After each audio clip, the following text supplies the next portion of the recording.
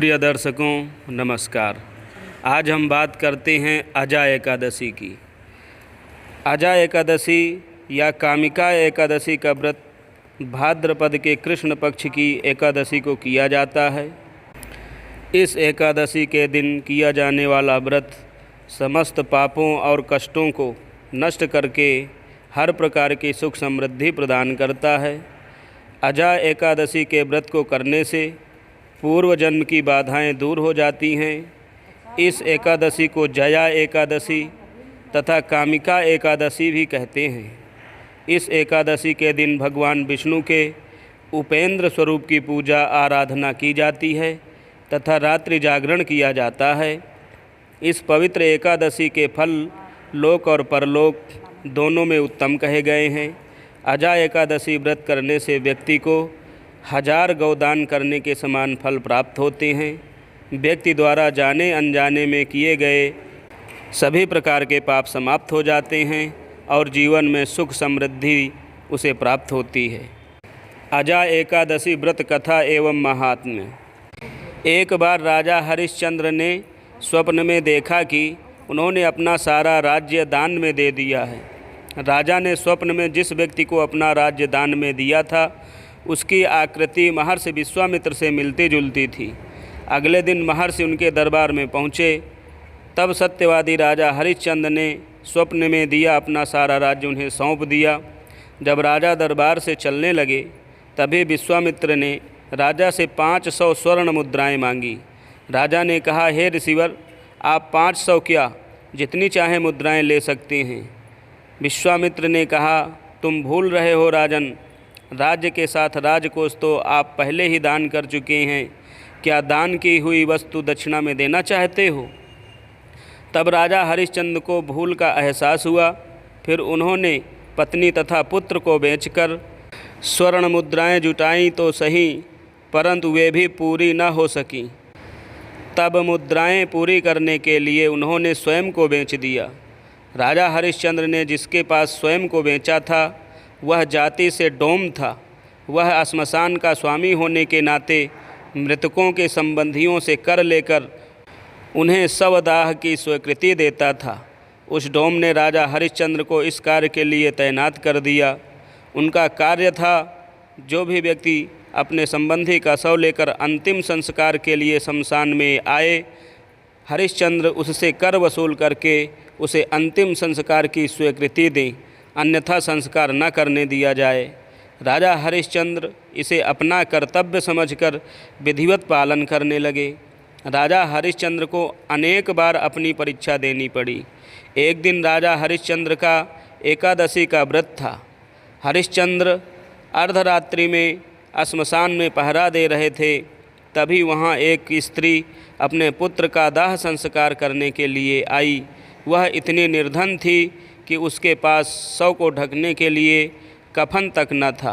शव को ढकने के लिए उसने अपनी आधी साड़ी फाड़कर कफन बनाया था।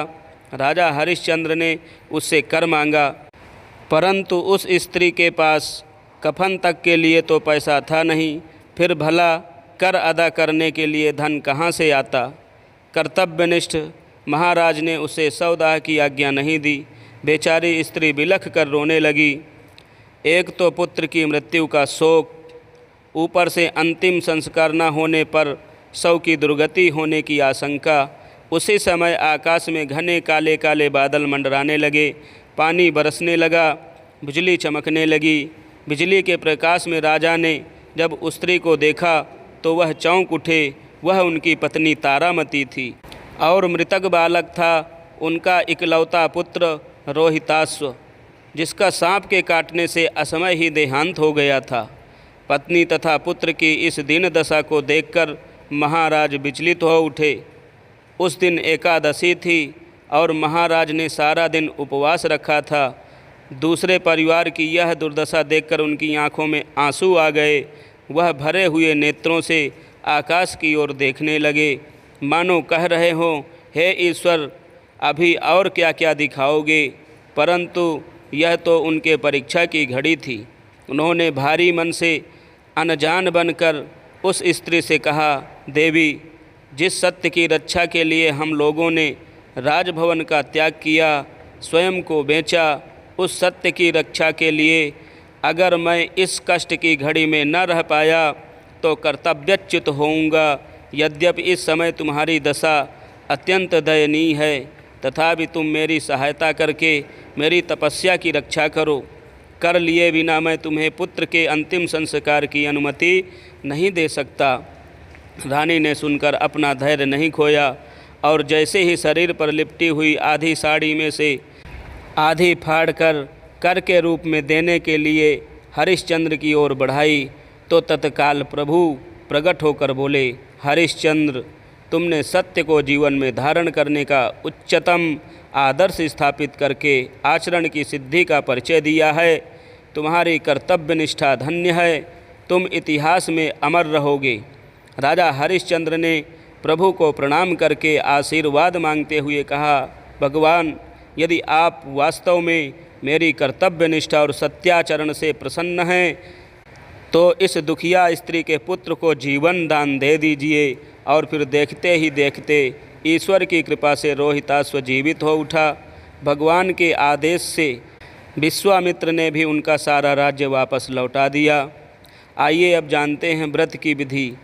अजा एकादशी का व्रत करने के लिए उपरोक्त बातों का ध्यान रखने के बाद व्यक्ति को एकादशी तिथि के दिन शीघ्र उठना चाहिए।